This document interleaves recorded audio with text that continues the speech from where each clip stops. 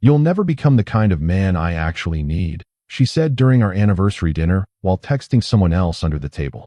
I stayed calm, paid the bill, and walked away without creating a scene. 9 months later, she sat speechless watching me receive an award beside the same man she left me for. "You'll never become the kind of man I actually need." She said it so quietly, like she was reading something off a grocery list. No anger, no hesitation, just cert. I remember thinking, it probably means nothing. It didn't mean nothing. 2 weeks later, she mentioned a name for the first time. Roland. She said it the way you say the name of someone who already exists in your life as a full, solid presence. Not like an introduction, but like a reference. "Roland thinks the proposal is too conservative." That was the first time. I asked who Roland was. She said he was a senior partner at a firm their company had recently started collaborating with.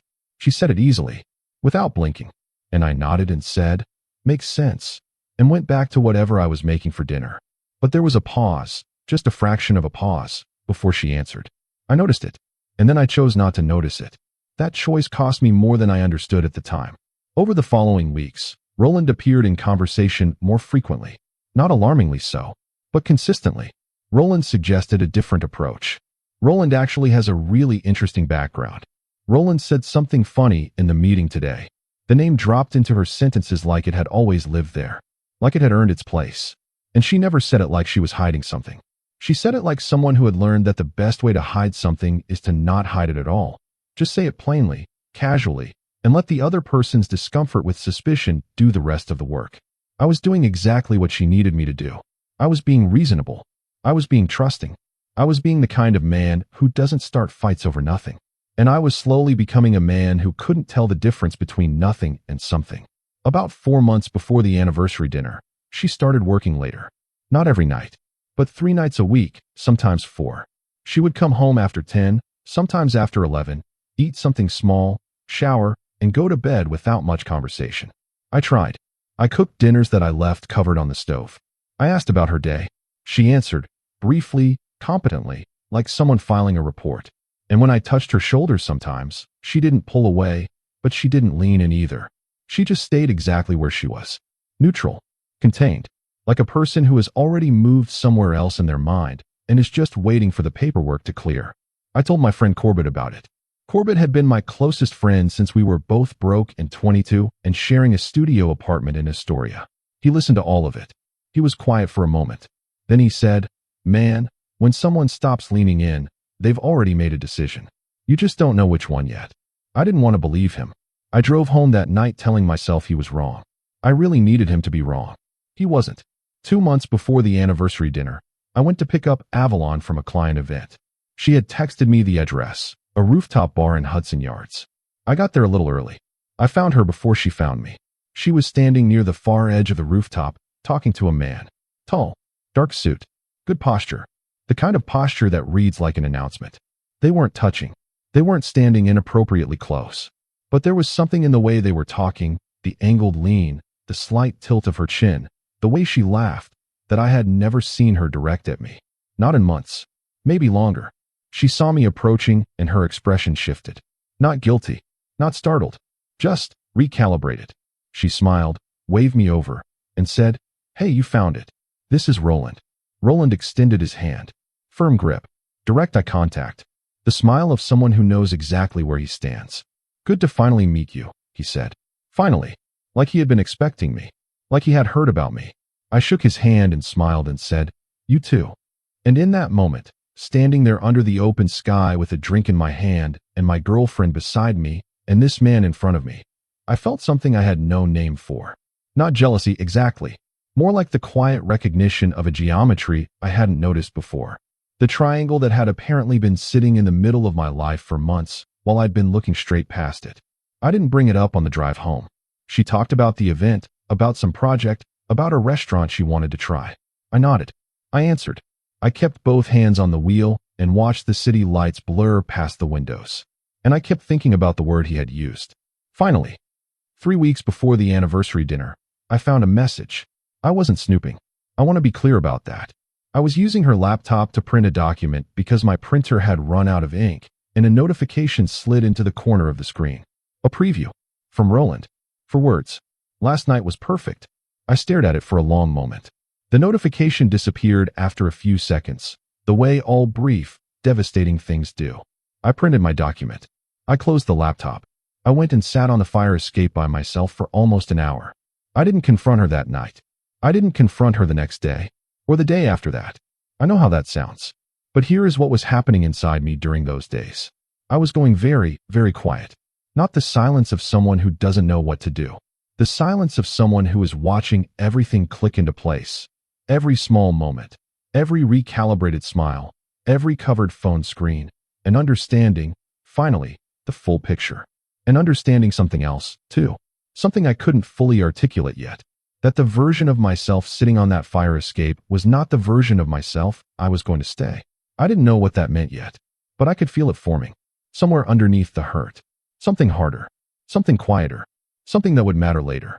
I didn't realize it then, but that fire escape hour was the moment I actually started becoming the person that would make everything that happened 9 months later possible. I made the reservation for our anniversary dinner. Not her. Me. I called the restaurant on a Wednesday afternoon, gave them my card information, requested a corner table, and confirmed the time. I don't know why I did it. Looking back, I think I still believed, somewhere in the stubborn and maybe foolish part of me, that the dinner could be the moment things cracked open into honesty. That maybe she would look at me across the table and tell me the truth, and we would figure out what to do with it together. I was still protecting the idea of us even as the evidence piled up around me. The night of the dinner, she got dressed in the bedroom while I sat on the couch. I heard her moving around. The click of the mirror. The quiet spray of perfume. She came out wearing the green dress. She looked beautiful. She always looked beautiful. And there was a part of me, the part that still loved her, the part that always would, that felt a kind of ache just looking at her standing there in that dress. We took a cab across the bridge. We talked about small things, a podcast she'd been listening to, the weather turning. Normal things. Safe things. The restaurant was warm and low-lit, and the kind of place that rewards silence with atmosphere. We ordered drinks. We ordered food. And for a while, maybe 20 minutes, things were almost fine. Almost. She was engaged but slightly distant. Present but not quite here. And then I noticed her left hand drop beneath the table. The faint blue glow. I watched it. I said nothing. I took a sip of my water. And then she looked up at me. Directly. With those clear gray eyes of hers. And she said it. You'll never become the kind of man I actually need. Calm. Even. Like she had rehearsed it. Or maybe like she'd been thinking it for so long that it no longer required rehearsal. The table between us felt like an ocean. I put down my glass. I looked at her. I asked, very quietly, what kind of man is that? She didn't answer right away. She looked like she was deciding something. Then she said, someone who is actually going somewhere. Someone ambitious. Someone who doesn't just accept what's in front of him. I let that sit for a moment. Every word of it landing exactly where she intended. And you found that? I asked. Another pause. Longer this time. That's not what this is about, she said. But it was. It was exactly what it was about. I signaled the waiter. I paid the check. The full bill, including her sea base and the wine she'd barely touched. I stood up. I put on my coat. And I said, very calmly, without a crack in my voice, without a scene, without giving her the explosion she might have been prepared for, have a good evening, Avalon. And I walked out. The ride home was one of the quietest experiences of my life. Not quiet like peaceful. Quiet like the inside of something that has just been emptied. I sat in the back of the cab, hands folded in my lap, watching the city slide past the windows. I reached into my jacket pocket. I felt a small box. I held it for a moment. Then I put it back. I got home. I made tea. I sat at the kitchen table in the apartment we shared, and I stayed there for a long time. I thought about the word ambitious. I thought about what she had meant by it. And I thought about whether she was wrong. I had been working at the same agency for 4 years. Good work. Steady work. Work I was proud of on certain days. But had I been building? Had I been reaching? Or had I been comfortable? Had I been choosing the fire escape over the door? Somewhere around 2 in the morning, I took out a notebook. I wrote one thing at the top of the first page. No anger. No self-pity. Just one question. What would I be doing if I stopped waiting for permission? Here is something I had never told anyone, not even Corbett. For 2 years, I had been quietly developing a concept on the side. A branding and creative consultancy model unlike anything the agencies I worked for were doing. Not pitch and execute. Not vendor and invoice. An embedded creative partnership model, where a small, highly specialized team integrated directly with mid-market companies during critical growth periods. I had 40 pages of notes, research, case studies, a financial model I had built in a weekend and kept updating in the margins of my lunch breaks. I had never shown it to anyone, because every time I got close to doing something with it, I found a reason to wait. Avalon was one of those reasons. Not because she discouraged me, she had never seen the notes, but because I had decided, somewhere along the way, that stability was the responsible choice, that keeping my head down and proving my value slowly was the mature path, that the dream could wait until the timing was right. The timing is never right until you decide it is. I know that now. I didn't know it then. But sitting at that kitchen table at 2 in the morning with a ring in my pocket and an empty apartment and 40 pages of untouched work, I finally understood what I had been doing. I had been choosing the life that asked the least of me, and I had called it being responsible. Avalon was wrong about almost everything she said that night. But she was right about one thing. I wasn't going anywhere. Not because I couldn't, because I hadn't decided to. That night, I decided. She came home at midnight. I was asleep by then, or pretending to be. She moved through the apartment quietly. The next morning, I was up before her. Coffee made. Notebook open. She appeared in the kitchen doorway, dressed for work, her expression carefully neutral. "We need to talk," she said. "I know," I said.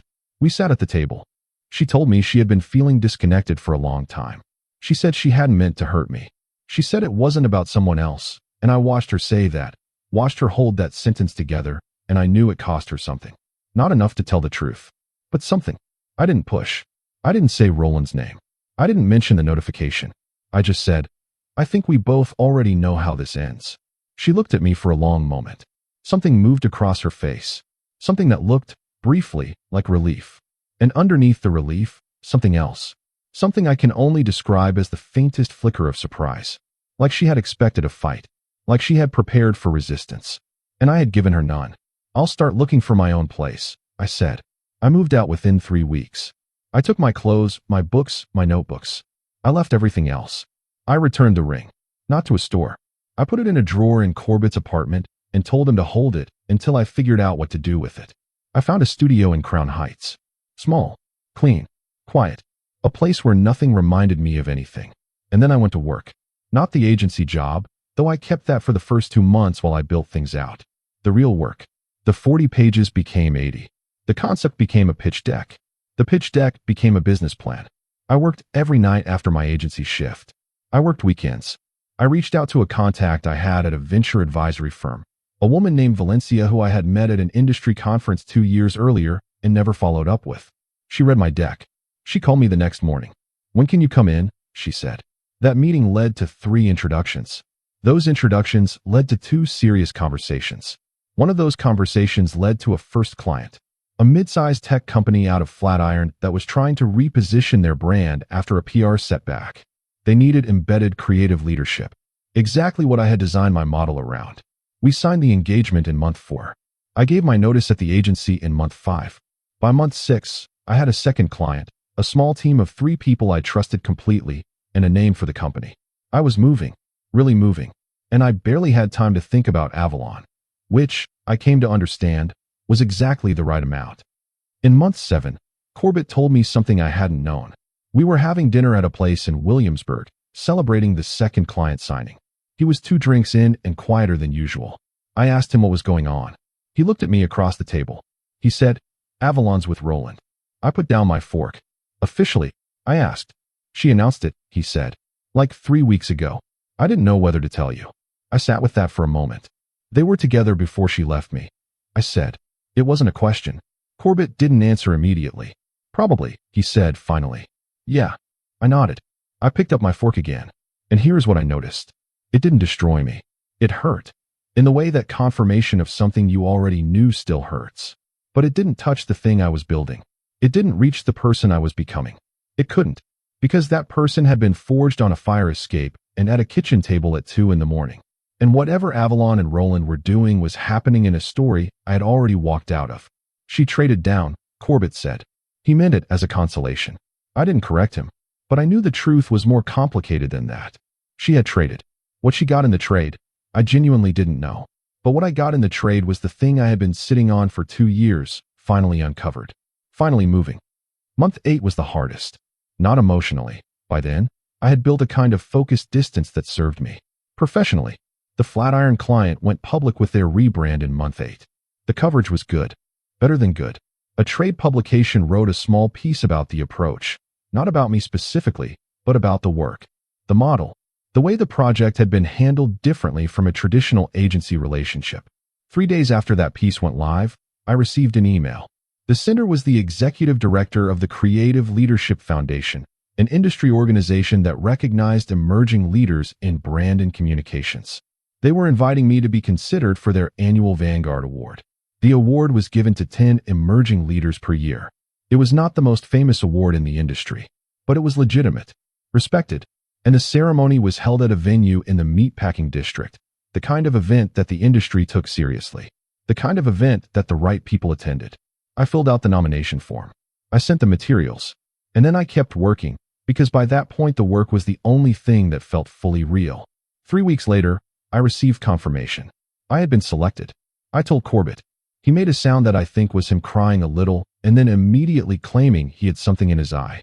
I sent a brief note to Valencia, who had been instrumental in the early client work. And then I called my mother, who made me promise to get a good suit. I got a good suit.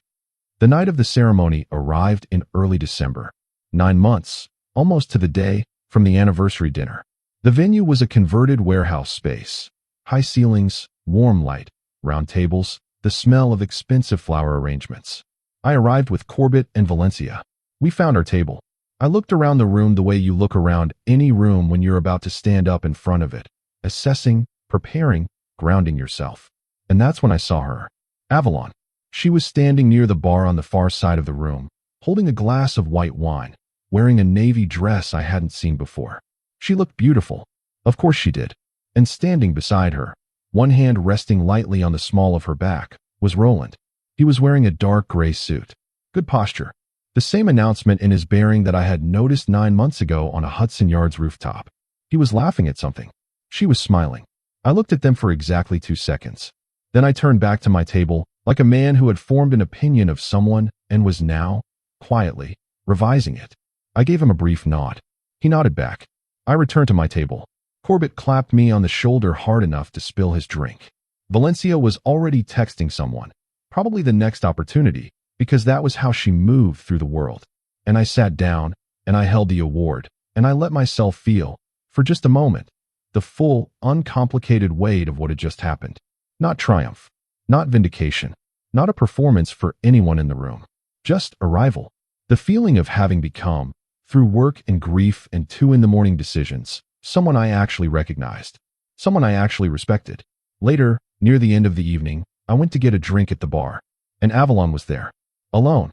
She had just turned away from a conversation, and there I was, 3 feet away, in a good suit, holding a piece of etched glass. She saw me before I could do anything. Her expression went through several things in about 1 second. Surprise. Something that might have been embarrassment.